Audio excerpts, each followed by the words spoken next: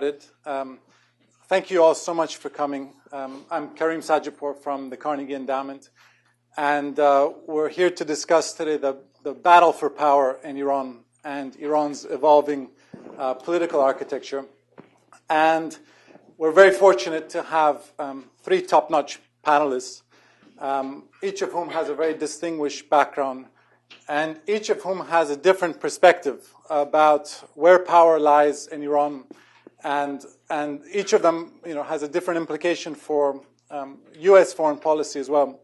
So, I thought what I'll do is, we're just going to have a conversation between the three of us first, and then I look forward to opening it up to all of you. And what I'll do is I'll introduce them one by one. But I'd also like to kind of forego the suspense, forego the foreplay, if you will, and kind of out each of their positions to kind of establish where we sit. And then I'll ask them kind of to probe and defend their positions, and then, again, look forward to handing it over to all of you.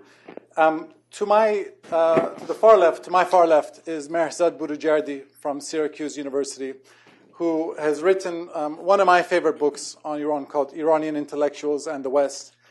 And Mehrzad is doing a very interesting project now, which is looking at the background of Iran's political leadership in the parliament and elsewhere, kind of charting the path from which they're coming. And I joke with Mehrzad that as an academic, he's the one academic on our panel. It's difficult for me to summarize his view in less than 15 minutes. But as a very crude summary, Mehrzad is the one panelist here who assesses that Ayatollah Khamenei, the supreme leader, is firmly in charge. He controls Iran's most important political institutions, and the U.S. has no other option but to engage with him directly. To my left is Mehdi Khalaji from the Washington Institute for Near East Policy, who has done some really fascinating work on Khamenei himself. He's actually writing a political biography now of Khamenei, and also the prospect for succession in Iran. And if I had to summarize Mehdi's position, I would say that he's in agreement with Mehrzad that Khamenei remains the man in charge in Iran. But as opposed to Mehrzad, he would argue that Khamenei is essentially unengageable. It's an exercise in futility to try to engage Khamenei, and therefore we need to try to go over his head to revolutionary guardsmen whose power is growing at the expense of Khamenei. To my right, in more ways than one, is Ali Alfona, my good friend from the American Enterprise Institute. And in my opinion, Ali has done the most fascinating work on the Revolutionary Guards. He's an extremely careful and meticulous researcher, and I have both Mehdi and Ali on speed dial whenever I have a question about either the clergy or the Revolutionary Guards. I frequently bother them. And Ali has an interesting position in that he argues that Ayatollah Khamenei is essentially a figurehead. The real power in Iran are the Revolutionary Guards, and unfortunately, they respond much more to coercion than they do incentives. So those are kind of the positions that I wanted to lay out here, and I wanted to start by posing a question to Mehrzad, because as I mentioned, you're doing some very interesting research about the backgrounds of these folks, and I wanted to ask you. I think the question I lay out here is whether Iran is still a theocracy ruled by clergy, or is it now a military dictatorship ruled by revolutionary guards? I think Hillary Clinton said last year that Iran has become a military dictatorship.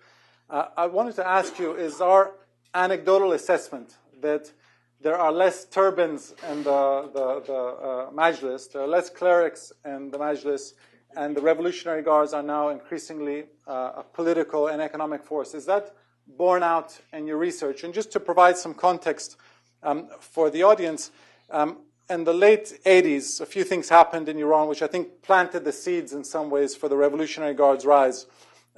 After Ayatollah Khomeini died, Ayatollah Khamenei took his place, and because Khamenei lacked the religious legitimacy of Khomeini, I think in many ways he had to seek legitimacy in the barracks rather than the mosque.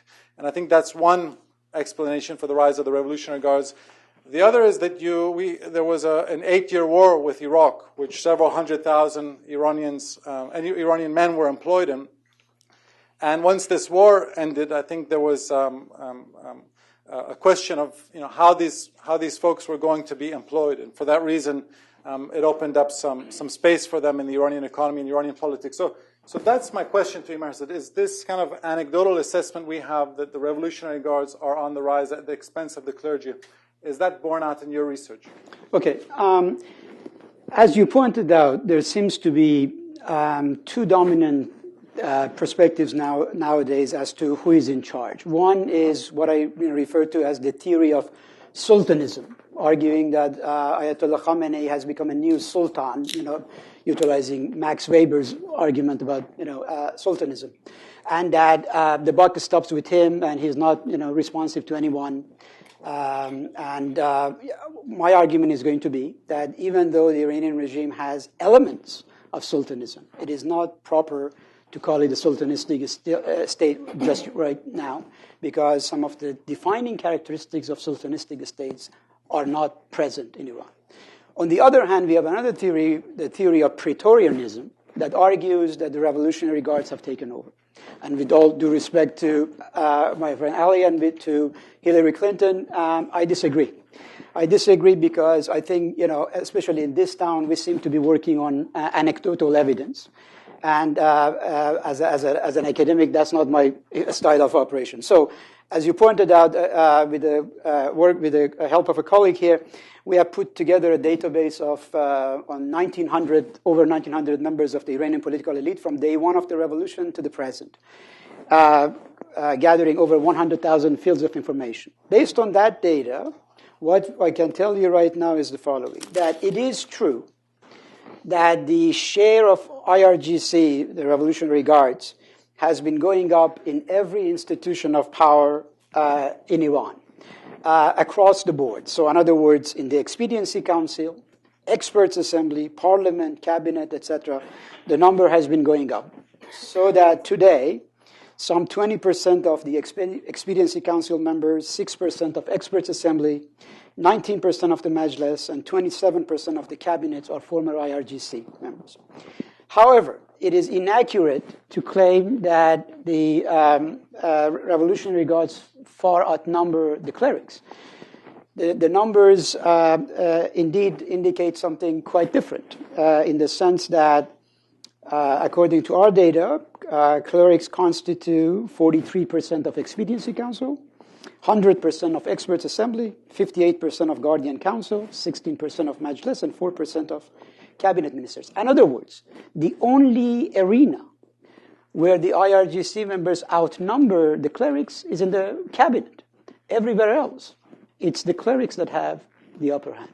And not only that, right? We also need to keep reminding ourselves that Iran is a theocratic state. And as such, there are a constellation of positions, almost all of the judiciary, for example, that are reserved for the clerical class, right? So, I can go on and on with numbers from, what goes on with Friday prayers, etc. But the message is quite clear. The Revolutionary Guards are the new kids on the block, right? They are trying to make sure that everyone recognizes that they are a player in the political game in Iran. But I think it's a bit of an exaggeration to say that they have taken over. Look, Iran's political culture is not one that is necessarily infatuated with strong men ruling, right? The IRGC does not have the political capital. Their message does not resonate with the reference points, right? The class or the groups that are constitute a culture of reference in Iran. And therefore, all these deficiencies of the Revolutionary Guards has caught up with them, right? And now, in addition, one should also keep reminding himself or herself that the IRGC, just like any other institution of power in Iran, is not a homogeneous entity, and that it has gone through serious metamorphoses over the last 30 years, right? So this is not an organization that speaks with a single voice, despite the fact that in this town in particular, we like to portray them to be, as such. That's a very good point and a segue for Ali, because that's exactly right. That the Revolutionary Guards are not a monolithic institution. Just like the clergy, you have moderate clerics like Khatami, you have more hardline clerics like Mesbah Yazdi. And so how do you see the internal divisions in the Revolutionary Guards? What are the debates happening? What is it that motivates them? And who are the key players you think we should watch? And how do you sustain the argument that Khamenei has basically become an abdarchi, as we say in Persian, just the T-boy of the Revolutionary Guards? How do you what is your kind of evidence for the argument that the Revolutionary Guards are firmly in charge? Well, first of all, thank you very much for a kind invitation, and thank you for providing me with this opportunity to have this discussion with my good colleagues and your distinguished audience. To begin with, I have to challenge some of the data that Professor Boujardi has presented to us. First of all, we have, for the first time in the history of the Islamic Republic, a president whose credentials is because of the fact that he was a war veteran. He was a member of the Basij, and he is a former member of the Revolutionary Guards. In the United States and Israel, it's perfectly normal to have great soldiers, great generals becoming presidents. Mr. Ahmadinejad is the first individual in the 33 years history of the Islamic Republic of Iran who is a war veteran. So there is a difference. When we take a look at the cabinet over which Mr. Ahmadinejad presides, there are 18 cabinet ministers. Out of 18 cabinet ministers, there are 12 individuals, 12 cabinet ministers who are former members of the Revolutionary Guards and the Basij. All of them are war veterans. Even more interestingly, there is only one individual left in the cabinet who is a cleric, and that is the intelligence minister. And the reason for this, ladies and gentlemen, is the fact that we do have a legal requirement in Iran that the intelligence minister must be a cleric. That is also true, my criticism of Professor Boujardi's data on the parliament. It has become more difficult to analyze the social backgrounds of members of the parliament. Until mid-1990s, you could get hold of very, very nice booklets published by the parliament called Ashnai ba Azai Majlis, acquaintance with members of the parliament, in which you could have access to information such as the profession of the father of the member of the parliament, which could give you very, very nice access to information about social background analysis, but also very accurate information about their careers until they got elected. Sometimes by mid-1990s, especially after the election victory of Mr. Khatami, after which we see a radical increase in number of former officers of the Revolutionary Guards becoming parliamentarians, you see distortion of the data in the books published by the parliament. So the parliament is not particularly interested in sharing information about the military background of many of its members. And another point of criticism in this regard is the fact that many members of the parliament are so-called amphibious individuals. What does it mean? Dozisti, we say in Persian. Dozisti or amphibious means that these individuals are both clerics and Revolutionary Guards members. They are educated at the Theological Seminary of the Revolutionary Guards, at the Political Ideological Indoctrination Center of the Guards in Qom. It is a school called Martyr Mahallati University. So they are clerics, but they are also wearing the uniform. They are members of the Revolutionary Guards as well. Therefore, when we take a look at the composition of the political elites of Iran, we should take more care and we should analyze those social backgrounds of the individuals more carefully. And then to your question, do excuse me, I speak a lot, you should think that I'm the cleric in this panel. Yes, it is true. Of course, there are different groups and factions within the Revolutionary Guards. Ever since the revolution of 1979, there has been factionalism within the IRGC. However, Iran is not the only military dictatorship in the world. There are also political factions in the Pakistani military. But the Pakistani state continues to survive as a weakened state, you could argue, or some would even say a failed state, but the Pakistani military is firmly in control. There is a civilian government, but they are not in real power. Real power in the country is with the Pakistani military, despite all the differences and factionalism that is present in that institution. And why does it survive? Well, because of the very simple fact that it is the only functioning institution in Pakistan. They know that if they begin fighting amongst themselves, the entire Pakistani state would collapse. Let me give you some indications, a few, and I'll make it very brief, about some of the differences that are within the Revolutionary Guards. Yes, there are ideological differences, and after the 2009 presidential election, even the chief commander of the Revolutionary Guards admitted that there were members of the Revolutionary Guards who sympathized with Mr. Mir Hossein Mousavi. This we know from their own sources. But that is not the most important cleavage within the Guards. There are functional differences within the IRGC. For example, those officers who are running the national security business and apparatus of the Revolutionary Guards, they have a particular mindset. They have a particular lens through which they understand world events. And they pursue those interests.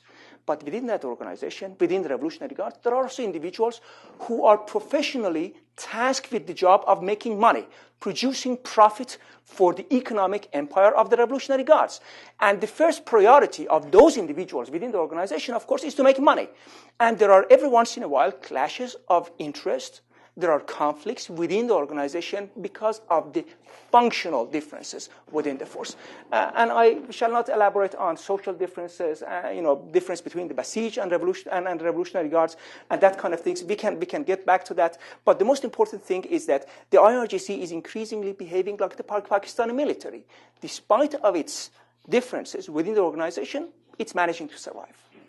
Before I hand it over to Mehdi, I want to pin you down on this one question of what is your evidence for the argument that the Revolutionary Guards are firmly in charge and Khamenei is now merely their figurehead? Now, my research background was that of comparative studies into civil-military relations in the world. What I studied was a number of military coups d'etats, ranging from Latin America, Africa, Southeast Asia, and tried to understand what are the common characteristics of those regimes which produce an outcome which is called a military coup d'etat. One of them was the fact that the regime uses its own armed forces against the domestic opposition, so that the army gets a dual role, both the role of protecting the territorial integrity of the state, but also the role of protecting the ideological nature of the regime. In other words, an ideological policing job, which paves the path of the army to intervene in politics. And the second characteristic is weakness of civilian institutions. This is exactly what we see now. Weak civilian institutions and a civilian leadership which is actively using the Revolutionary Guards to intervene in politics to secure the survival of the state. And this organization, the Revolutionary Guards, is pursuing its own interests, disregarding the national interests of Iran. For example, in the nuclear negotiations. For example, when it comes to the issue of the sanctions regime, which unfortunately, to begin with at the very least, have benefited the Revolutionary Guards. So the IRGC is in reality interested in an outcome which is not in the interest of the state, but it is in the corporate interest of the Revolutionary Guards. I can give you some more detailed information afterwards. Okay, great. Mehdi, some of you may know that Mehdi actually was reared in Qom. He in a previous life was being trained to become an Ayatollah. His father is an Ayatollah. So Mehdi has a truly unique background to talk about the world of Qom. And I wanted to ask you if you agree with this assessment that the role of the clergy in Iran has been increasingly diminished. If that's true, how have they been handling it? And second, have the clergy become essentially a spent force in Iran? Are they still relevant? If you look historically in 20th century Iran, at key moments, it was the clergy who oftentimes were able to animate public opinion and have a major impact on the country's politics. Do they still have that ability to animate public opinion in Iran? Thanks very much for organizing this event, and thanks to all of you for coming. I would add to what Karim said about my background that I'm a recovering Ayatollah. The clerical class in Iran is a very complicated class. It's very difficult for analysts and for scholars to define what a clerical class is in Iran. A cleric is someone who gets paid by a clerical establishment, or is he someone who wears turban and robe and clerical uniform? Is he someone who studied in the seminaries in Qom, Mashhad, Isfahan, outside Iran? Who is a cleric? Actually, there is no definition for a cleric because we have many people who have studied in the seminaries of Iran for a long time, but they don't get paid by the clerical establishment and they don't wear the clerical uniform. We have many others who, like, for example, Mr. Khatami. Is he a cleric? Because he wears the uniform, he studied in the seminaries, but he also studied in universities, but he's not get paid by clerical establishment. He never got paid by clerical establishment before and after revolution. So it's always difficult to understand who can be under this umbrella of the title cleric. So that makes it very difficult when it comes to the definition of the nature of Islamic Republic. First of all, I don't agree with the term theocracy to be applied in the case of Iran. Ayatollah Khomeini, who was the founder of Islamic Republic, theologically and from a juridical point of view, Shiite juridical point of view, he was a heretic. The theory of Walayat al-Faqih and his interpretation of this theory was against the tradition of Islamic, the Shia theology. On the other hand, most of people who worked in the government as clerics, they were not traditional clerics. They mostly were young revolutionary clerics. Many of them were trained or educated, university educated. Let's talk about Khamenei. Khamenei, because I'm working on his life, everything about him is unclerical. If you go to his, before, pre-Islamic, pre-revolutionary life, you see that he was not a conventional, typical cleric. He was a fan of Persian literature, Persian music. He was reading Western novels. He's a fan of Russian 19th century literature. He loves Tolstoy. He hates Dostoevsky.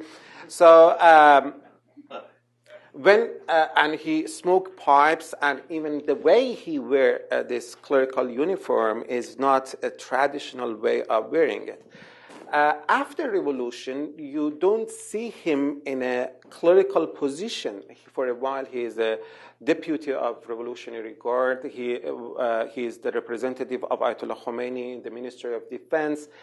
He's the president, which is not a clerical job. And when he becomes supreme leader, one of the most interesting things about him is that he picks up, usually clerics, ayatollahs, a well-respected cleric runs his office. Look at Ayatollah Khomeini himself. Ayatollah Khomeini, the people who were running his office, Ayatollah Tawassuli, Ayatollah Rasuli, there were people who were known within the clerical circles as people who studied well in the seminaries for a long time. Or you go, for example, Ayatollah Sistani. The people who run their offices are clerics, the key people. But in the case of Ayatollah Khamenei, when he became supreme leader, he picked up two clerics to run his office. One is Mohammadi Golpaygani. Another one is Ali Asghar Mir Hejazi. Both of them are former deputy of intelligence ministry. After revolution, they have not spent a minute in the seminaries. So And if you go back in the beginning of the revolution, Gulpayegani was in the army, and Hijazi was in the Committee of Islamic Revolution, which then was integrated into the police. So his office actually is run by non-clerics or clerics who have more background in intelligence or IRGC or Basij or, these sort of security apparatus than seminary itself.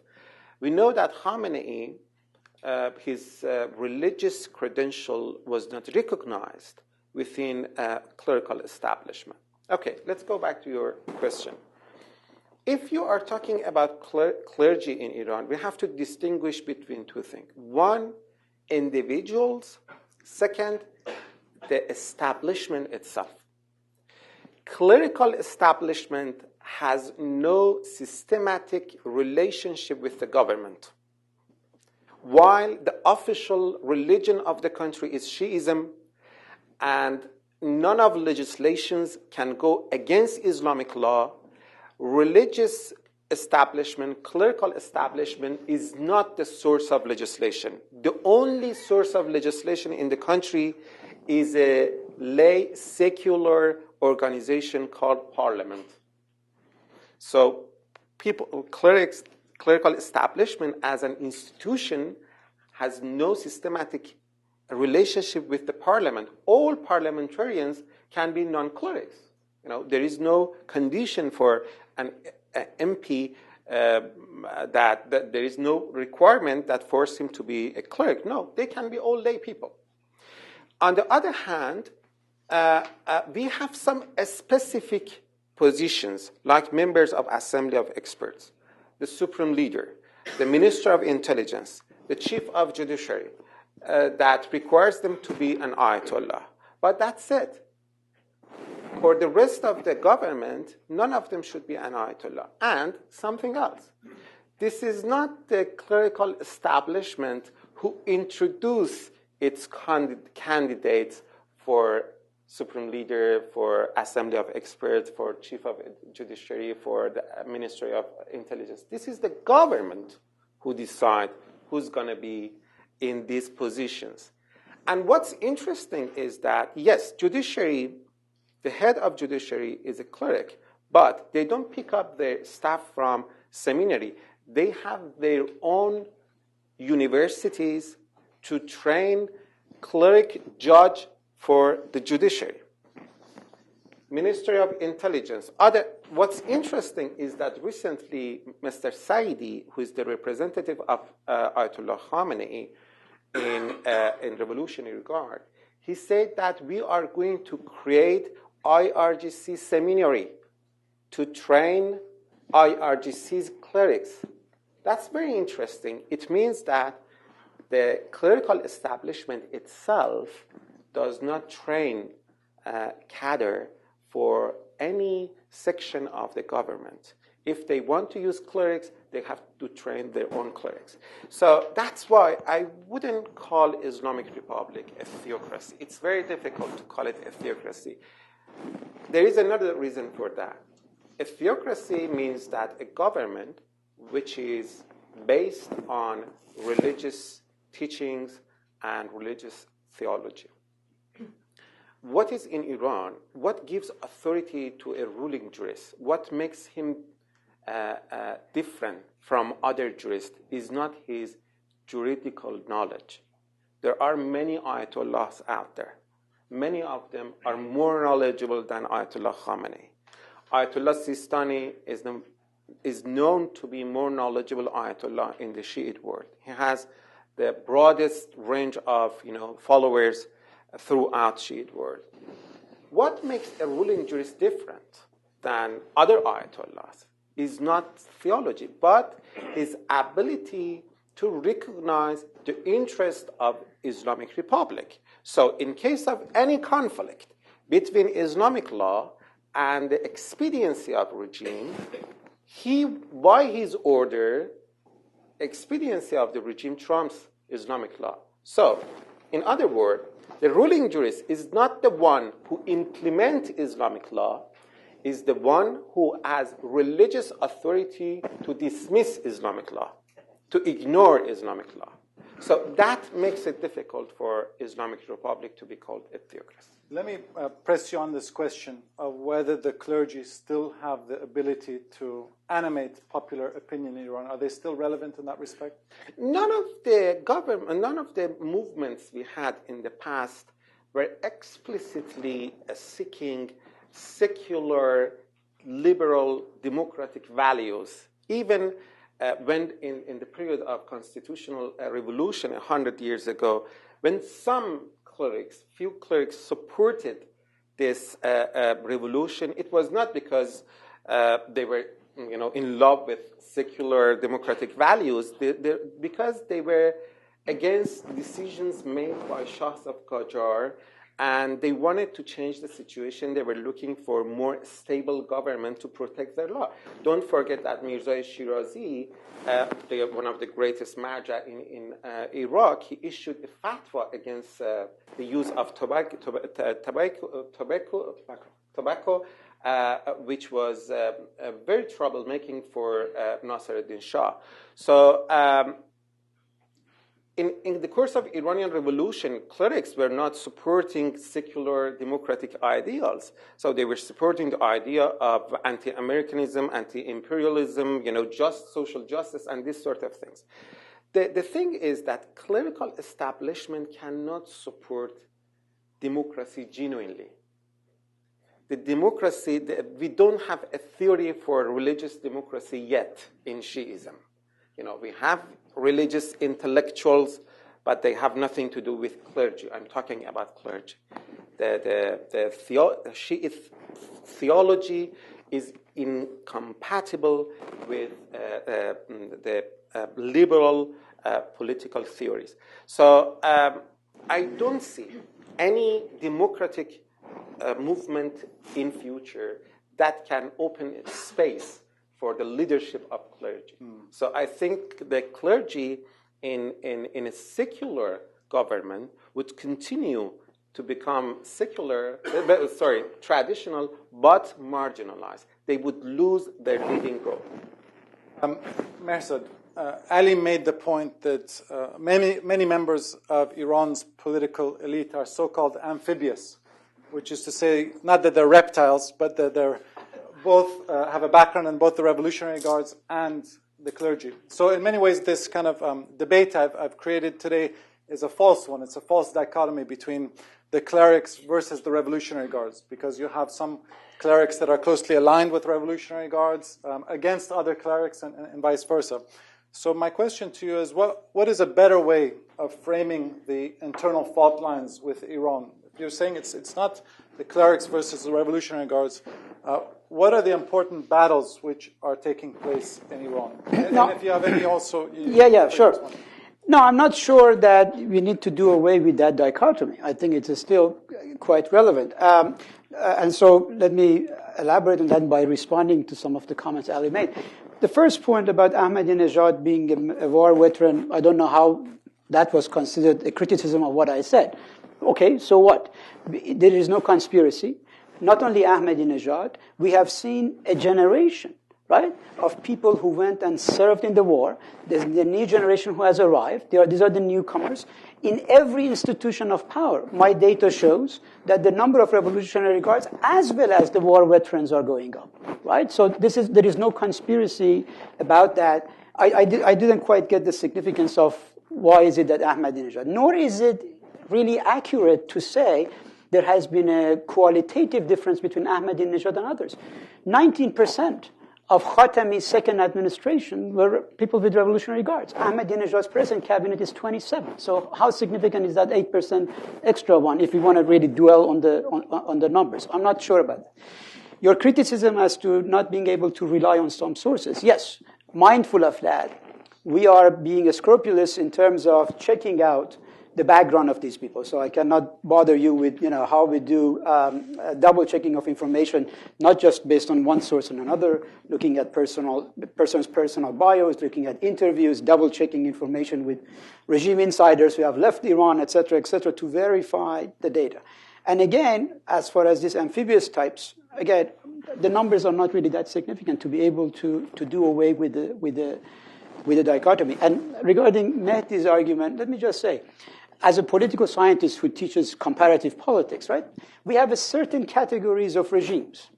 You have a liberal state, you have an authoritarian state, a totalitarian state, etc.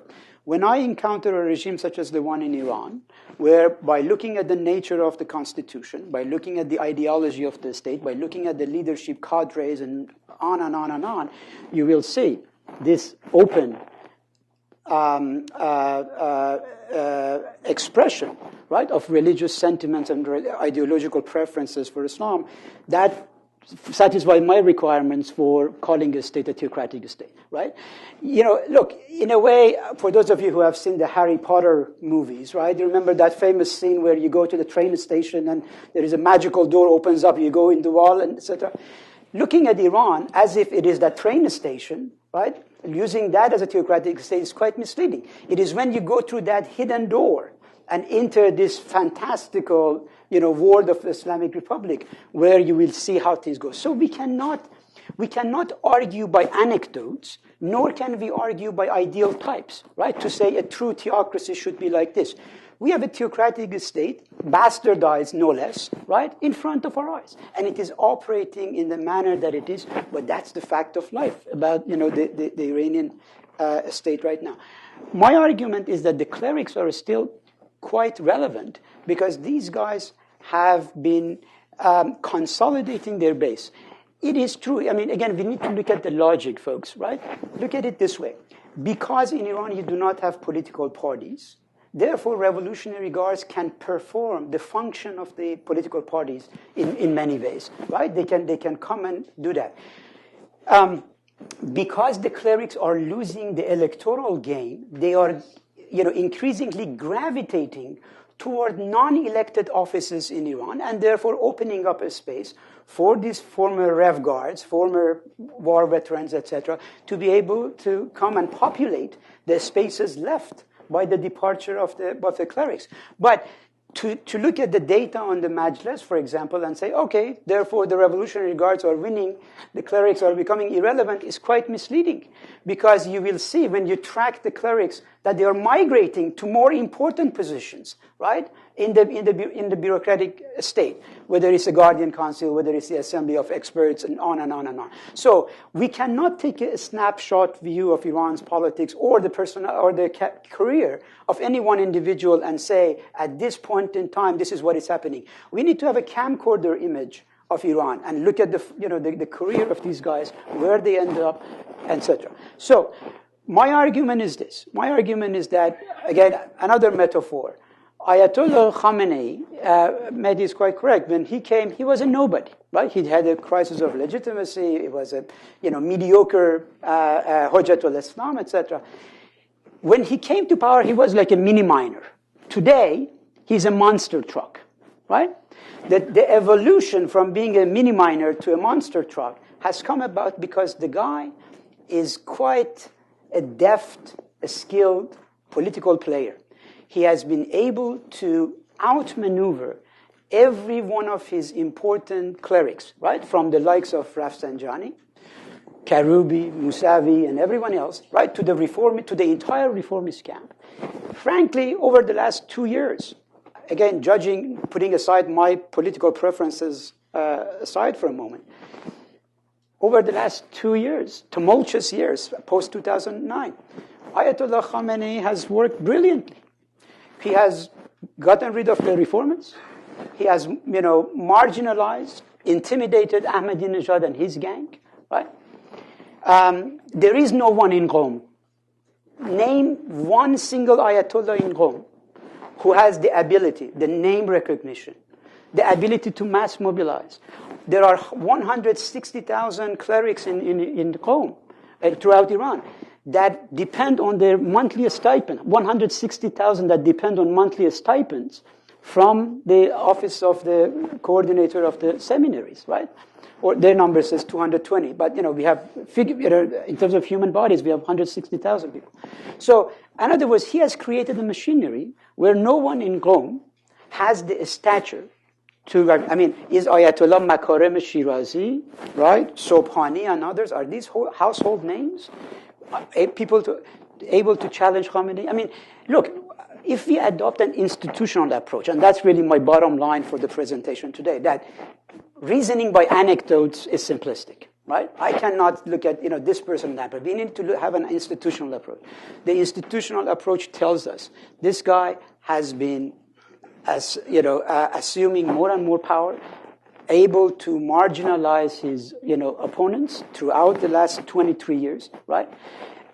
Demonstrating very deft political skills. So I can give you evidence after evidence of how he has overruled everyone else. But I like Ali or somebody else to tell me, give me one single instance in which he has been vetoed by somebody else. We do not have an example. In press law, in everything else, he was able to outnumber others, right? But again, not based on hearsay. Constitutionally, the office of the supreme leader is the safest, the most powerful office in the country. It's hard to intimidate the guy, right? Constitutionally speaking, right? Again, just like the rest of us, I don't have any sense of what goes on behind closed doors. We are not privy to that information. I'll hand it over to both of you. I just want to follow with one very simple question, and that is that if you were looking for important signs of dissent in Iran, or if you were asked, what are the important indicators you would look at to say that there's growing discontent with Khamenei, where would you look? Meaning, what is his most important institutional power base? Okay, so historically, let us remind ourselves, and I don't want to make this into a causal argument, but historically, we have had two instances over the last 30 years where a mass movement has occurred in Iran, right, on two occasions. One in 1997 with Khatami's elections, and the other one with the 2009 events. On those two occasions, we have had elite ruptures, elite cleavages, right? Again, I'm not making a causal relationship, but for the regime to experience any type of serious opposition, right, we have to have instances where this mass mobilization coincides, overlaps, right, is juxtaposed on top of that elite ruptures before something serious happens. Otherwise, you have, a small fire here and there that the regime is able to control. Economically, right, as a result of the sanctions and so forth, the regime has been hurt, absolutely, so people will hold the Ayatollah responsible for that. People have not forgotten and forgiven about the election rigging of 2 years ago, right? That too is attributed to the supreme leader. So he has had to spend a great deal of his political capital recovering from the fiasco of 2009.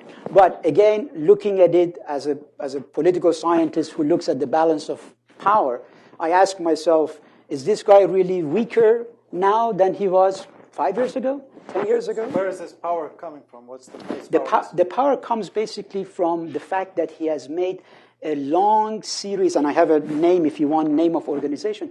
There are a long list of constituencies in Iran, right, that are beholden to him.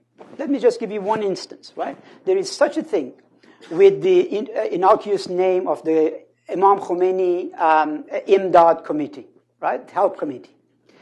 This is an organization that, according to the government's own official, right, is providing subsidies to 4 million Iranian families, right? And multiply it by, a factor of 4 or 5 about the average number of people in a family. And you get to see what it is about the outreach of organizations like this, right? Why is it that the clerics in Qom do not have the mobilization capacity anymore, right? Because after Montazeri, not only we do not have a high caliber cleric who is able to stand to the regime and therefore carry a lot of it. Notice, for example, Ayatollah Sanei has been as critical as Montazeri, but who cares about what Ayatollah Sanei says as far as a mass movement is concerned? So my argument is that Ayatollah Khamenei's power, and this is really a message that Washington needs to hear, that instead of just reducing it to that one individual and this simplistic notion of a one-man show, Iran is not a one-bullet state, right? The man has managed to create an institutional base of power, create a lot of stakeholders from Friday prayer leaders to the whole bureaucracy of elections and so forth and so on. And when we analyze him, or when we analyze anyone who is able to challenge him, we need to be looking at his lieutenants. But otherwise, we are missing the boat as to why this guy is able to do the type of things he has been doing. Thank you. I'm terribly sorry if I left the impression on you that I believe that one should do away with the dichotomy between the clerics and the Revolutionary Guards. No, I believe that that is the real dynamics of the Islamic Republic of Iran, and this is what is pushing politics forward in Iran. When it comes to the the difference between the two and the conflict, I try to explain this in very simple ways. Clerics used to rule Iran in the past, and the Revolutionary Guards was and is constitutionally mandated with the job of protecting the regime, safeguarding the regime against internal and external enemies. So there was a clear division of labor between the two institutions. Now there is no longer. That's the division of labor. The Revolutionary Guards is both ruling the Islamic Republic of Iran and protecting it against foreign threats and internal domestic threats to the survival of the regime. Is this a conspiracy? After all, yes, you're right. All countries, including the United States of America, experiencing long wars, you see the rise of individuals who go into politics. Very, very soon, a couple of years from now, you are likely to see a new class of politicians in the United States who were former soldiers, men and women, war heroes who served in Afghanistan and Iraq. Just to cut you off very quickly. But the difference in Iran, of course,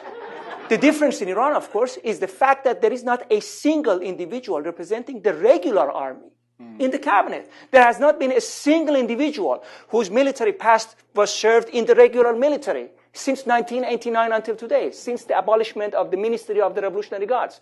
If you look at the Iranian parliament from 1979 until today, and I'm really sorry whenever I hear Professor Brujerdi praising his own work as academic and our work as non-academic, anecdotal. My study... I have a response. Position of the parliaments in Iran from 1980 until today shows that there has not been a single individual whose past was served in the regular military. Not a single individual. Don't you think it's statistically significant? Don't you think it's academically correct to say so? So there is where do you go with that? So what? There are other classes too that were not represented. So what? The regular military, which is far bigger than the Revolutionary Guards, it has 300,000 individuals serving in the regular military. They do not have a single individual representing them politically. But the Revolutionary Guards, which is only 120,000 individuals, is represented. So that is, of course, also very important for us to know. And then the sign, the evidence of the Revolutionary Guards vetoing political decision-making. Let me give you an example which does not refer to Mr. Khamenei. It refers to the master of Mr. Khamenei, to Grand Ayatollah Khomeini. According to primary source material, academics, please listen to me. Primary source material. The late Grand Ayatollah Khomeini was ready to end the war with Iraq after liberation of Khorramshahr in 1982. The Revolutionary Guards vetoed that decision, and the war continued for 6 more years. My sources are Mr. Rafsanjani's memoirs, the last speech of the late Ahmad Khomeini, son of Grand Ayatollah Khomeini, and the memoirs of Grand Ayatollah Montazeri. If the Revolutionary Guards even managed to veto Grand Ayatollah Khomeini, the founder of the Islamic Republic, why not Mr. Khamenei, who, according to all of you, is nobody? This is why, ladies and gentlemen, that my conclusion that Iran has transformed into a military dictatorship. Mehdi, you wanted to respond? Some water. I think in terms of defining what theocracy is, yeah, we can discuss about it forever. I don't care about what theocracy is. What I care is what Islamic Republic is. It's important to agree on the different characteristics of this regime. If you want to call that at the end theocracy, I'm fine with it. What I'm saying is that the very fact that Ayatollah Khamenei, as you said, was nobody. He was Hujjatul Islam in the morning, in the afternoon he was called Ayatollah, proves that his authority does not come from clerical establishment. This was not clerical establishment who made him the supreme leader of Iran. This is not even clerical establishment who gives the title of Ayatollah to people anymore. Let me give you a very important example. Who is an Ayatollah? Who is Ayatollah? Ayatollah means somebody who studied long enough to become able to have his own interpretation of the legal primary texts of Islam. So, for him, he is not allowed, since he has this intellectual faculty, he is not religiously allowed to follow other Ayatollahs. And he has to follow himself, because he has this intellectual ability to deduct the orders of God from religious texts. Okay? Traditionally, people were called Ayatollah by a certificate given to them by their teachers. In the seminary, you study for 10, 15, 20 years. At the end, at the highest level, your teacher gives you a certificate, says that, yes, this person has studied with me, I discussed with him for many years different legal issues, and I can attest, I can confirm that he has this faculty, so he is an Ayatollah, he's mujtahid. Okay? What happened in Islamic Republic is that if you have hundreds of such certificates from your hundreds of teachers, that does not make you an Ayatollah who would be qualified to become a member of Assembly of Experts or Ministry of Intelligence. An Ayatollah who wants to hold a political position has his intellectual status should be certified by Guardian Council. So, for example, Assembly of Experts, when they want to do election, all candidates should go through the qualification process by Guardian Council. They have to prove to prove to Guardian Council that they are Ayatollah. So, in other words, these titles, yes, they have gained political function, but these titles are given to them by government, not clerical establishment. You have mentioned that Ayatollah Khamenei, I have always praised Ayatollah Khamenei for being a very mediocre, ordinary person. Unlike his predecessor, Ayatollah Khomeini. Ayatollah Khomeini was a genius, charismatic leader, He ran the country without any organization, He was really a revolutionary leader. But Ayatollah Khamenei was a very ordinary person. He became the supreme leader. He became the successor of Ayatollah Khomeini just by accident. He was not the natural successor of Khomeini. There were many other people more important and more powerful than him that people expect them to become the successor. But if he is, as you said, the monster truck, he's here by planning. He is here by calculation. He's a very good planner. But in naming these institutions that he has created, developed to establish his power, you underestimate the importance of revolutionary guard. And in your study, I think one of the criticism I have is that you emphasize on quantity more than anything else. When we say that Revolutionary Guard has got lots of power, we don't mean that the members of Revolutionary Guard are physically everywhere. For example, we don't mean that 90% of Revolutionary Guard members actually are members of parliament, so the parliament is under influence of Revolutionary Guard. No, the way they exert their authority is much more complicated. A Revolutionary Guard is involved in, for example, I give you an example. The Revolutionary Guard over sport business in Iran, over football clubs, over cinema industry in Iran. It doesn't mean that they hire members of Revolutionary Guard to make movies. No, they control the money, they control the network, they put them in a direction they desire, and their influence goes beyond the physical presence in each area.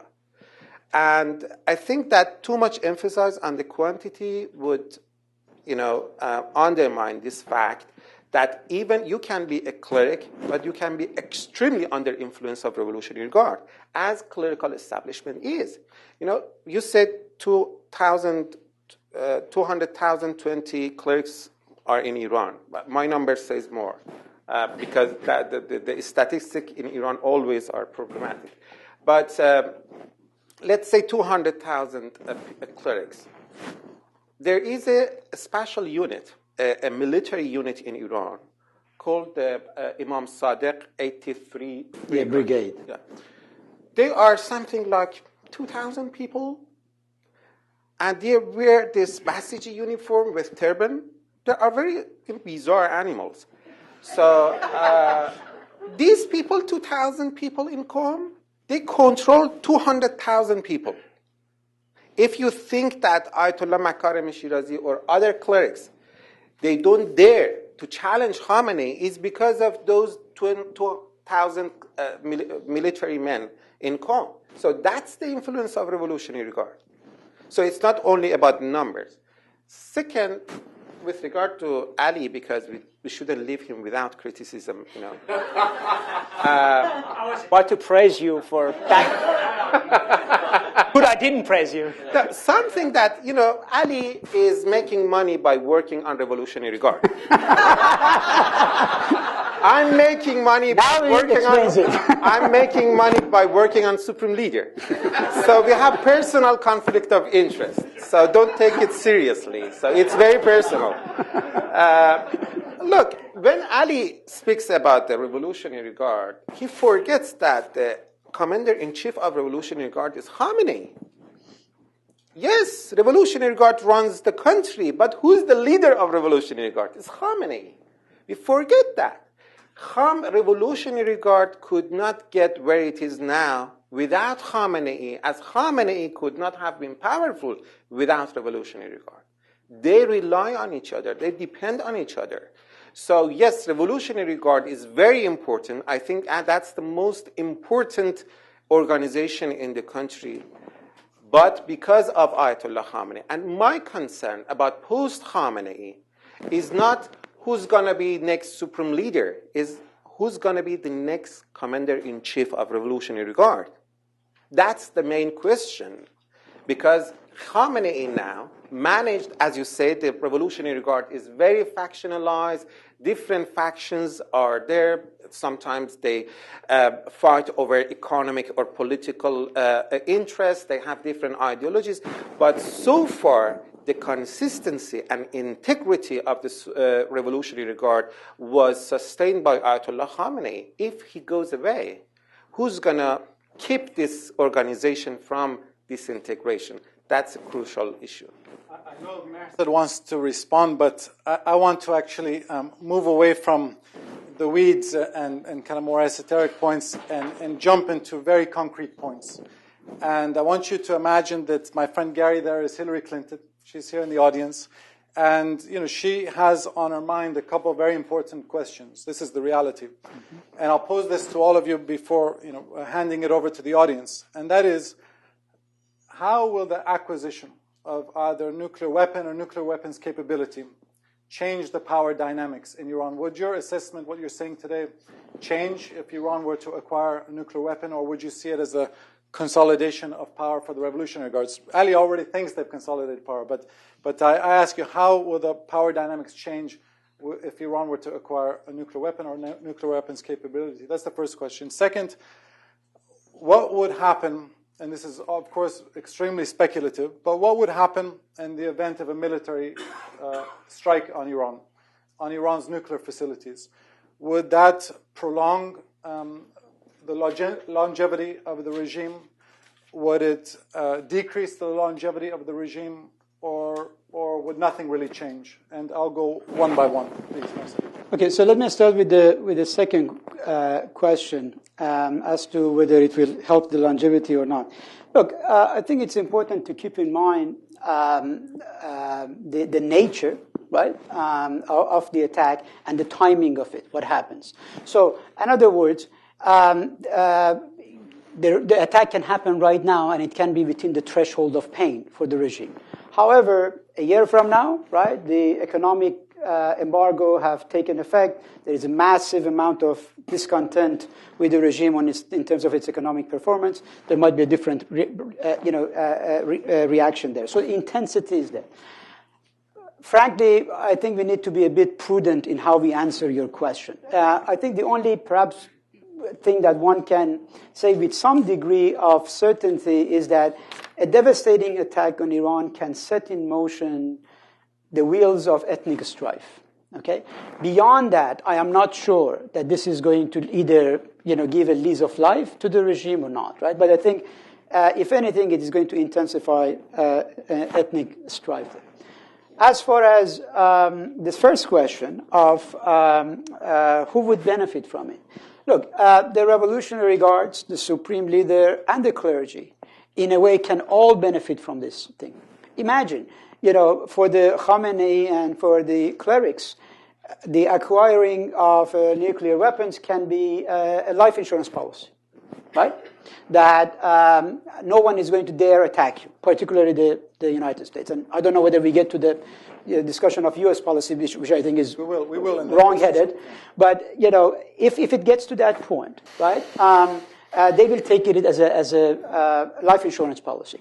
Certainly, it's going to enhance the power of the Revolutionary Guards because, again, these are the people who are going to be, operating the day-to-day affairs, right, related to this nuclear project. But I'm not sure that, look, let's keep the following fact in mind.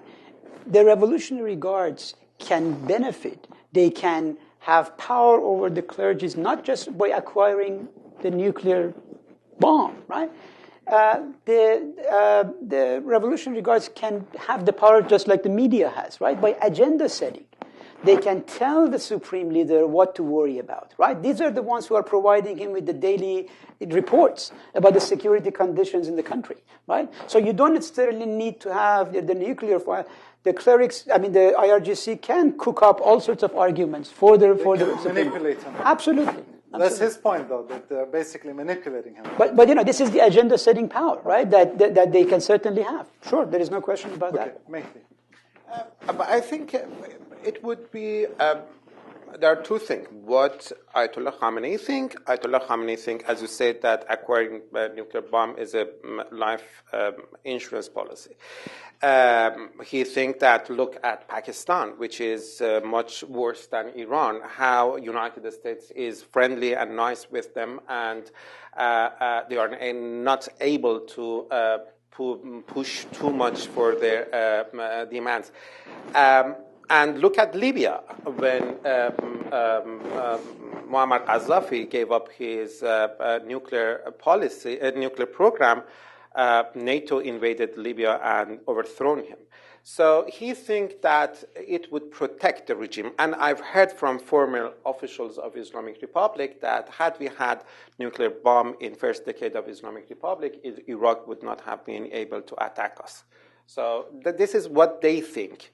But I believe that it would be extremely harmful for the image of Ayatollah Khamenei in the country, within Muslim world, and on the international level, because for decades he emphasizes that producing stockpiling and using nuclear weapon is against Islamic law, and it is religiously a major sin. So imagine that, one morning everybody gets up and see that Ayatollah Khamenei says, yeah, we have bomb, so what? So who would trust him in the world? So it's not an easy lie. They can, lie on many things, including election 2009. But while you are legally engaged and committed not to make bomb, and you just ignore all this international commitments and just test a nuclear bomb, it would be extremely harmful for the image of Islamic Republic and Ayatollah Khamenei.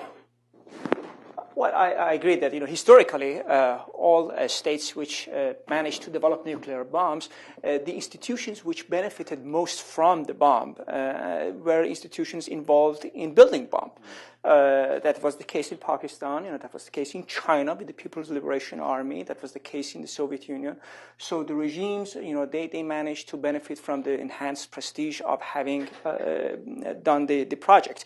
And I think one of the big tests, if Iran gets the bomb, and we would like then to find out if it is the IRGC which is controlling the bomb or it is the civilian leadership, is to see if there will be, if the civilian leadership will try to create a nuclear command outside of the Revolutionary Guards. That is, after all, what you did here in the United States, in order to have greater civilian control, political control, with how the bomb was used.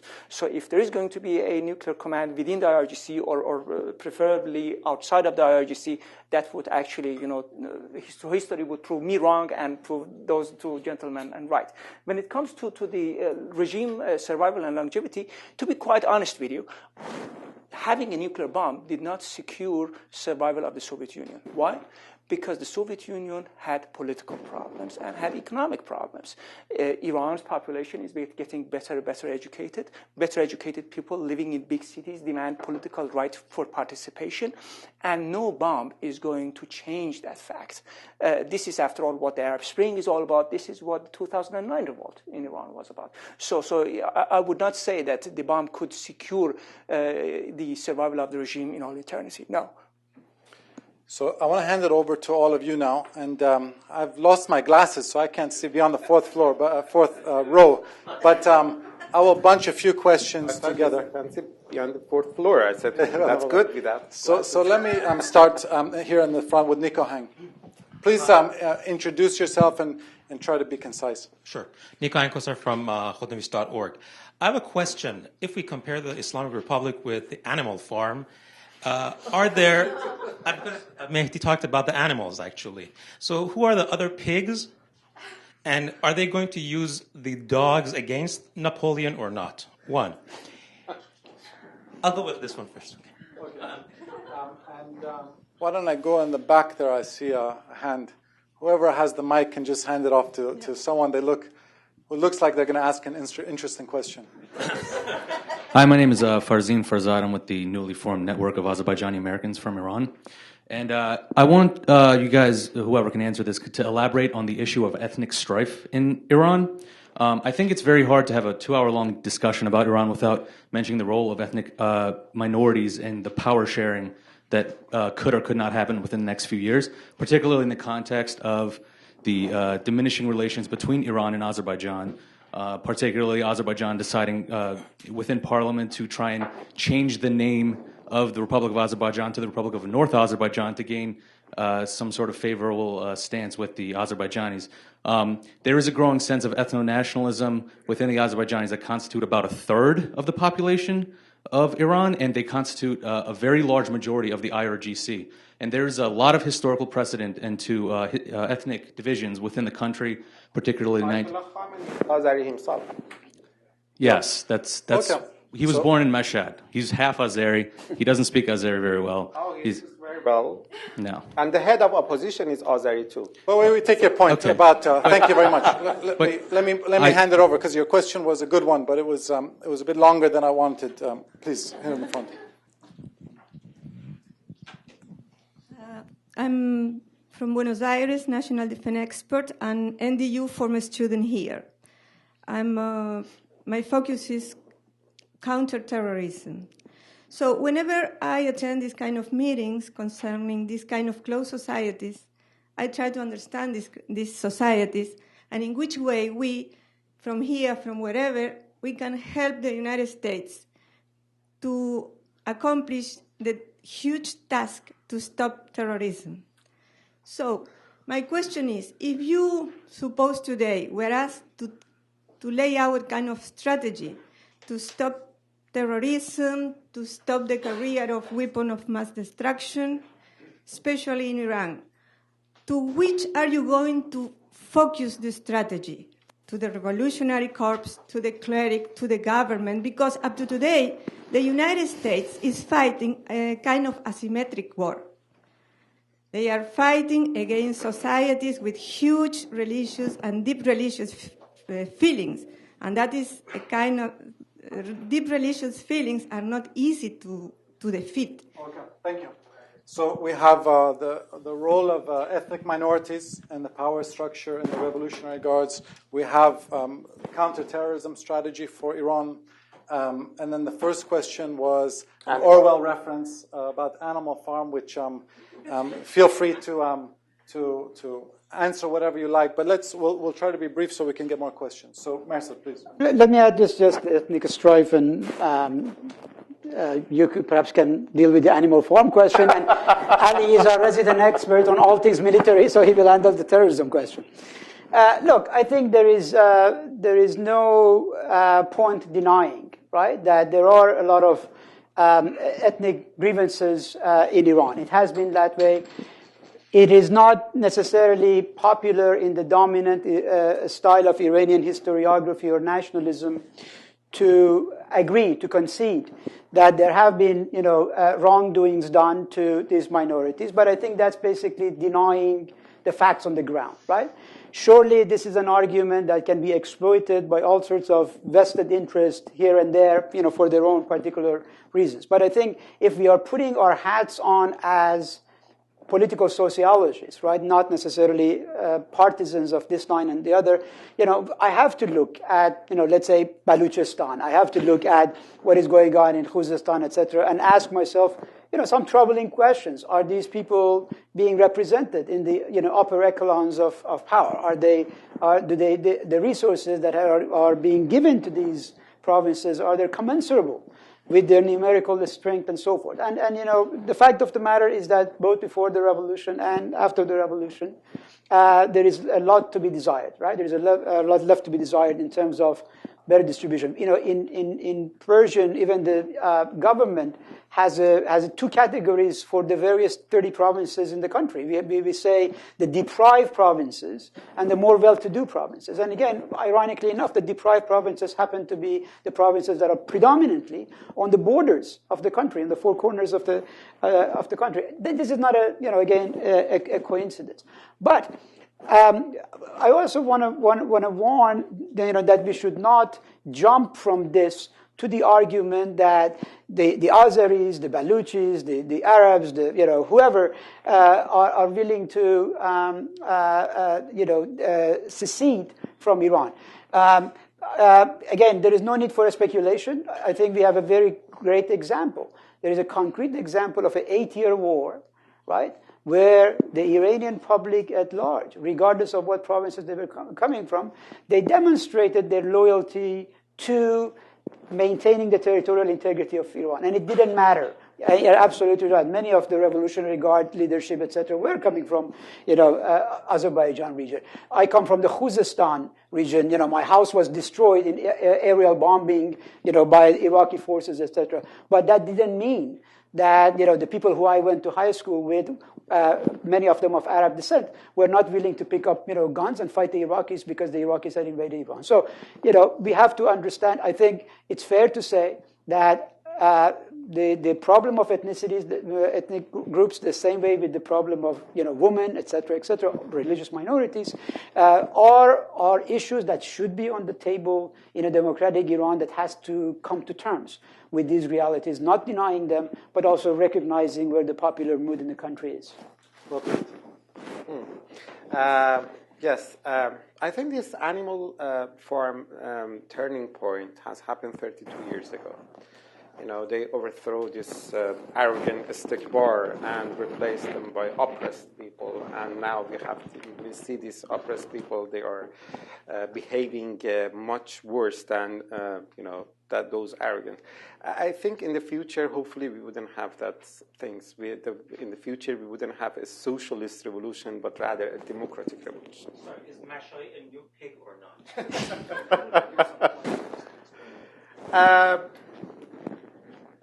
I don't know what do you mean by that, but Let me ask you, let me frame it in a somewhat different way. And that is to ask you, when you look at Iran's outlook in the next decade, which models or which countries do you think it's most likely to follow? I think many people say best case scenario, Iran becomes like Turkey. Worst case scenario, it becomes like North Korea. Okay. Maybe Pakistan is a probable outcome. What is the model that you see it evolving the into? model I think we could expect more is the model of Soviet Union. It means that the Revolutionary Guard who has lots of power now and have control over economy and politics of the country, would continue to have this control even after the collapse of Islamic Republic. So we should expect Iranian Putins to come to power if we think that Islamic Republic would collapse soon. So I think those people who have power now, it's very difficult to convince them to give up by any democratic movement in near future. Well, I'm a big fan of George Orwell, and I think it's a very relevant question. And I fundamentally believe that the pigs have already become hostages in the hands of the dogs. In other words, the pigs have become hostages. The leadership in Iran has become hostage in the hands of their own Praetorian Guard. That is what has happened in Iran. And I'm not so sure that the Soviet model is the right way of describing it, because the Soviet Union had very, very firm civilian control over the armed forces. That is also true in China, and the explanation, of course, is that both in the Soviet Union and in China, we had very, very strong communist parties. What is the equivalent of the Communist Party in Iran? We do not have any. If there is any, it is the Revolutionary Guards itself. So that I think is an important point to make. Concerning the issue of terrorism and spread of nuclear weapons, I really must say that most unfortunately, I do not see the Obama administration pursuing the right policy when it comes to these issues.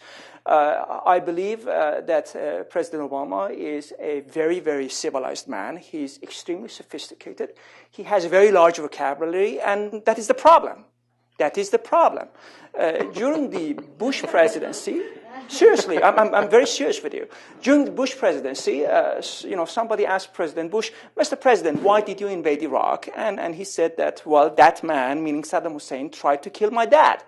All of you in Washington, you laughed at Mr. Bush, but in the Middle East, the least thing you can do when somebody tries to kill your dad is to invade their country. On another occasion, President Bush was asked, Mr. President, why did you invade Iraq? And he said, I did so because God told me to do it. You laughed, but in Tehran, they thought, oh, this man is just crazy as we are. And this is why they sent a letter to the United States offering to stop the nuclear program and stop arming terrorist organizations. But when President Bush shifted his policies, pursued a softer line towards Iran, then we began seeing the Islamic Republic of Iran pursuing some of its more nefarious activities. And that is the very, very unfortunate situation we are in. The Islamic Republic of Iran, under the Revolutionary Guards, unfortunately only understands the language of force. I'm not going to respond because I'm sure people in the audience may respond to that. Please, in the front here.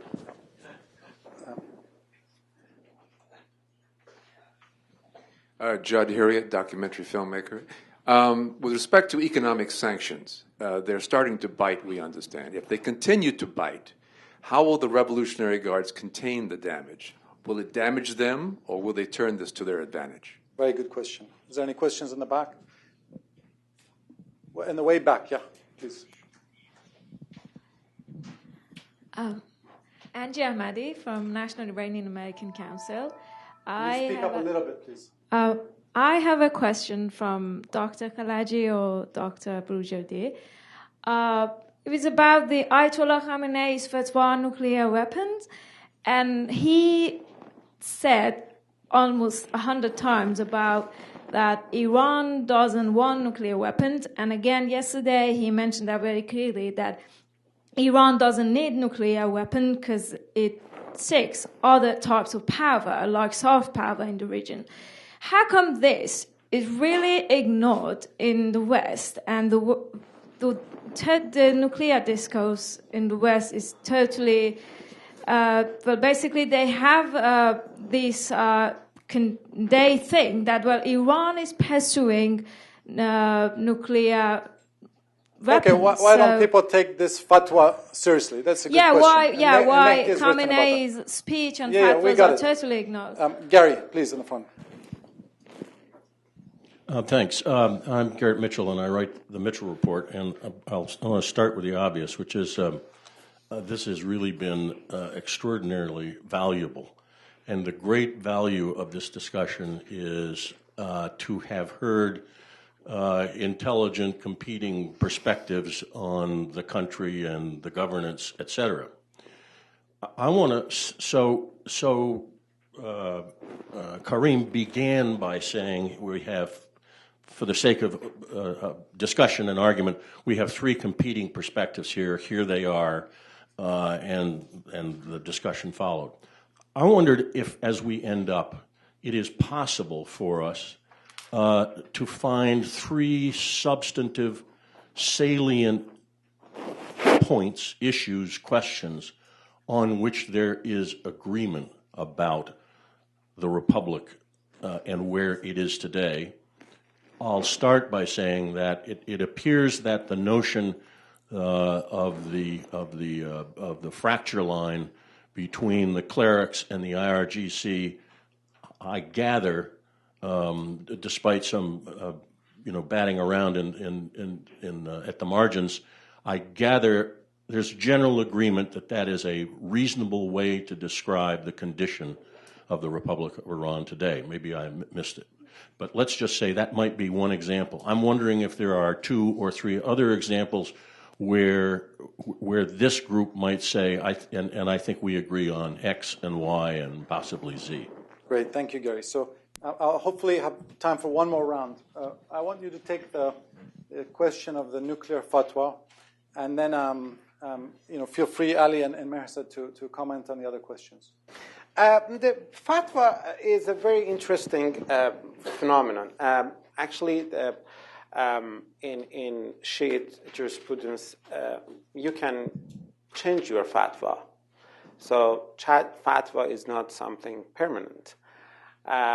It's based on your interpretation, and as any other scholar who might change his views, a jurist can change his views. And usually religious texts are like this. You can deduct almost everything you want from them. It's like, principle for Groucho Marx. Groucho Marx once said that these are my principles. If you don't like them, I have others. So fatwa is like this. Ayatollah Khomeini has changed his fatwas many times, and it's interesting to see this, because the main problem is, first of all, what is very definitive in the process of decision making and shaping the decisions of Islamic Republic is not fatwa, is the expediency of the regime. So anytime expediency of regime can trump any fatwa. And the government is working based on the expediency of the regime, not fatwa. The other thing is, the other example is, which shows why the world has every right to remain suspicious about Iranian government, is that for a long time Iran was denying that it was funding or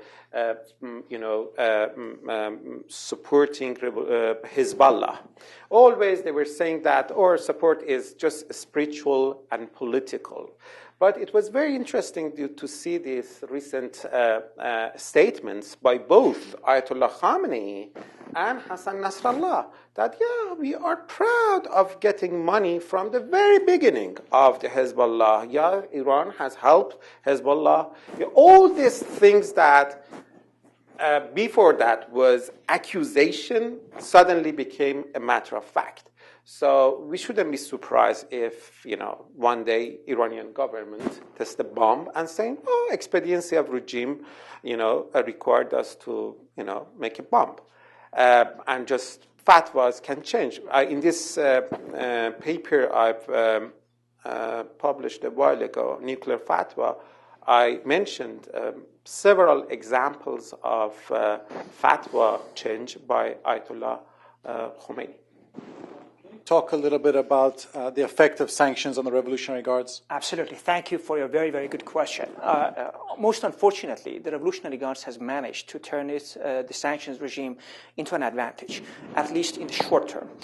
For example, international sanctions regime are preventing foreign oil and gas companies to engage in development of Iran's oil and gas fields in the Persian Gulf region, notably in the South Pars gas field, which is now being exploited by Qatar. So Iran's response has been to give those orders, development orders, to the Revolutionary Guards contracting firm, the Khatam al-Anbiya construction base. The military budget of the Revolutionary Guards on annual basis is $5.7 billion. But during the past 3 years, the Revolutionary Guards has signed $32 billion worth of contracts with the oil ministry. In other words, most unfortunately, it has benefited the Revolutionary Guards that there are foreign sanctions, barring foreign companies to develop in development of Iran's oil and gas sector. And I can mention a number of other fields in which the IRGC has also benefited, in the field of smuggling, thanks to the Revolutionary Guards, because they do some good things. Nobody is dying of thirst in Iran. You have access to alcoholic beverages all over this Muslim country because the Revolutionary Guards is smuggling alcoholic beverages into mainland Iran from Kurdistan, from the Persian Gulf region. They do this kind of things. So they have managed to turn it into a benefit. But in the longer term, it's going to be catastrophic for the entire economy of the country. And that is what I mean, that the IRGC is not pursuing the national interests of Iran. The Revolutionary Guards is pursuing its corporate interests. What I fundamentally hope and generally hope is that the new round of sanctions trying to hit not the general economy of Iran, but the Revolutionary Guards' own companies would have some impact and effect in the near future. Minister, Gary asked a very thoughtful question about U.S. policy, and we've flown you all the way here from Syracuse. You mentioned you disagreed with Obama administration policy. So before I hand it out to the last round of questions, I wanted to give you a platform to offer your critiques about current U.S. foreign policy and offer your alternative approach. Okay. Let me first, however, answer Mr. Mitchell's argument about the common denominators between us. I think, just the top of my head, these are the things that came to mind. Appearances in Iran are misleading, right? We should always be careful about this other stuff. B, we all agree about the rise of the Revolutionary Guards, okay? And this is the handwriting is on the wall. This is the new Young Turks in the country. Third factor, that there is a legitimacy crisis, right? The government, particularly after 2009, is facing a legitimation crisis that has not gone away, even though we are not seeing these, daily demonstrations, like in the example of the Arab Spring. The next point I want to say is that let's also remind ourselves that the Revolutionary Guards and the Supreme Leader both share a security outlook on things. Right? In other words, their line of thinking, call it, this garrison state mentality, whatever, is the same, and for good reason. If we go back to Ayatollah Khamenei's background, right, we recognize this is a guy who was there at the inception of the Revolutionary Guards. He was serving as deputy defense minister. He served for 7 years as a war president. Right? There was an assassination attempt on his life. He receives those daily security reports that I told you, right? So as such, I don't think it is just the Revolutionary Guards that feed him this paranoia, and the guy says, "Oh, I don't want to agree." No, to a great extent, there is a meeting of the mind on those type of issues. But let me get back to the question, second part of the question. Yes, I think I don't know what the folks in the White House are smoking, okay, but I think that the policy is presently really quite wrong-headed. It is not going to amount to much. For the last 30 years, we have had these schemes really cooked up in this town about how to deal with Iran. Many of us are old enough to remember that there was a time where they were saying, we will negotiate only with one faction of the Iranian regime as a way of putting pressure on the other. Well, see what that policy got you. Nowhere, right? Nowadays, the Iranians are not fool. You cannot be going there and tell them, the IAEA would be saying, we want to interview your nuclear scientists, and the next day you want to assassinate those same scientists? If I was in Khamenei's position, why would I provide these nuclear scientists to you? Why would I give you, access to all these secretive sites, right? So that, you have to pass around the info to the Israelis so that they can carry on with their activities and so forth and so on. So the question I think we need to get serious in this town is to ask ourselves, what have we offered concretely, seriously, to somebody that is very smart, like Khamenei, who understands? Please keep in mind, if Khomeini was in power for 10 years, this guy has already been in power for 23 years, right? He has a mindset. As I said, he's a micromanager. He knows the inside and outside of the regime. In my view, he has already perhaps very decent plans in place for dealing with the succession problem and so forth. Right? He's not a guy who is going to let his legacy go down the drain because of some folks demonstrating in the street. So let's give credit. Understand that we are dealing with somebody who is smart. Iran has genuine security grievances that need to be addressed. As long as we are pretending in Washington that we do all the talking and they do all the listening, right? And they cannot talk back to us. We are basically ending up cornering ourselves as where we are.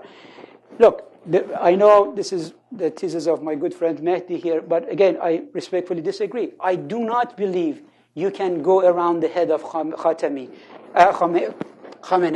and negotiate with the Revolutionary Guards. The leadership of Revolutionary Guards are political midgets, right? They are all there as a result of Ayatollah Khamenei. He plays the game of musical chair with them, removes them whenever he has like. I can give you name after name of big shot Revolutionary Guards who are nobodies right now. Last case in point, somebody named Mr. Zulqadr, right? A name that would invoke fears in the reformist camp, in the 1970s under Khatami. The man has been marginalized to the third tier of the Iranian judiciary. No one knows what the hell he's doing right now. So let us understand that the Iranian regime has genuine concerns. Any type of real agreement has to be taken into account their concerns. Let us understand you cannot have this visual scenario that we choose who we negotiate with. It's not going to get you anywhere. It didn't get us anywhere 30 years ago. It's not going to get us anywhere. Let's wake up, smell the roses, understand who is in charge, and what it will take. Hillary Clinton is sitting there. Who do you advise her to try to negotiate with? With the Supreme Leader himself. But when Obama writes a letter to Khamenei, making it very clear that he's interested in building confidence with Iran in Afghanistan and Iraq and turning the page, Khamenei responds with a hostile letter. 1 month later, Obama follows up with another letter and says to Khamenei, these are the individuals who are authorized to speak and negotiate on behalf of the United States. He names them by name. Right. And Khamenei, and he says, let's commence a dialogue. And Khamenei doesn't respond. This was the scenario we're in. True. Hand it over to you. What do you do there? No, but you see, Karim, it's because you have this sea of mistrust between the two sides, right, that have accumulated over the last 30 years. Bridge that mistrust. Okay, but if I'm Khamenei, again, put yourself, just play this mental exercise, right? I'm putting myself in his shoes. I say, okay, how would I think? All right, I'm dealing with successive U.S. administration that keep moving the goalpost. They keep asking these demands. They are not offered anything by way of what he wants, i.e., regime assurances about the continuation of regime. You have to promise him no regime change, right? And then we negotiate. Otherwise, he's going to look at the nuclear case as merely an excuse for what might be in store. And his thinking is, I have my foot on the most solid position right now, the nuclear issue. That can resonate with the Iranian public, right? If I make a compromise on this, the next day the U.S. is going to come and say, make a compromise on the human rights record, right? Make a compromise on support of Hezbollah. So Khamenei is drawing a line in the sand and says, over my dead body, no apologies, no regrets, no compromises, not only with the U.S., but also with the reformist camp in Iran. This is the mindset we are dealing with. The reformist camps were checkmate, right? They lost the chess game. Again, I'm sorry to say that as somebody whose sympathy is with the reformist camp. But again, my analytical side tells me, well, you lost the power game, right? So now the question is, confronting the U.S. Okay, you can continue harping on the same message of the last 30 years. See, how would that get you? The time is working to Iran's advantage. Again, I'm sorry to say, on the nuclear and everything. So the policy becomes a bit short-sighted on our side. There is no military solution to this conflict the same way the Arab-Israeli conflict is not being solved through military means. There has to be diplomacy, and diplomacy means compromises, period. 2:00, and I would love to hand it over to all of you, but I don't want to keep those of you who have to go. I just wanted to thank you all for coming. Thank you all very much to the panelists. Thank you.